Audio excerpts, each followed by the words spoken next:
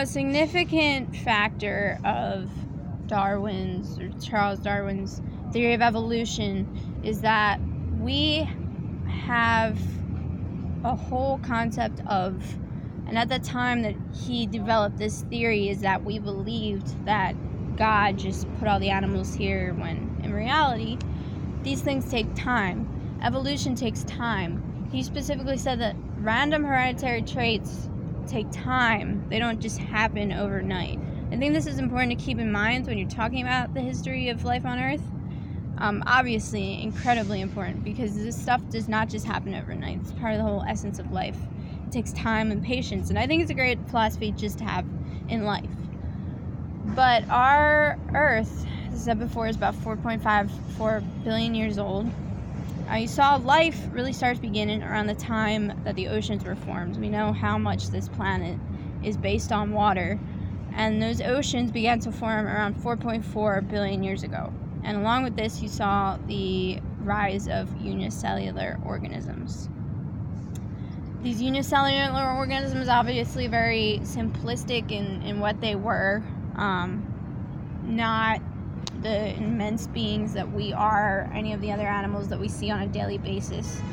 From that, you saw photosynthesis begin to occur, and during this photosynthesis, there was a lot of oxygen that was released into the atmosphere, so much so that it caused this whole oxygenation extravagant phenomenon that the Earth would go through, and we saw the rise of eukaryotes.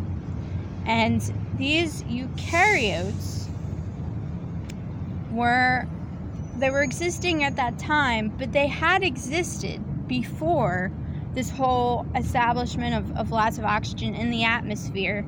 It's just that at the time that the oxygen really started being very clustered in our atmosphere, these eukaryotes' metabolism began to speed up. They began to become more diversified, and they began to expand in what they were. And from there, then you would see multicellular organisms not too long after those eukaryotes. Eukaryotes about 1.8 billion years ago. You see 1.7 billion years ago for those multicellular organisms, which is what we would eventually become, because we are multicellular organisms.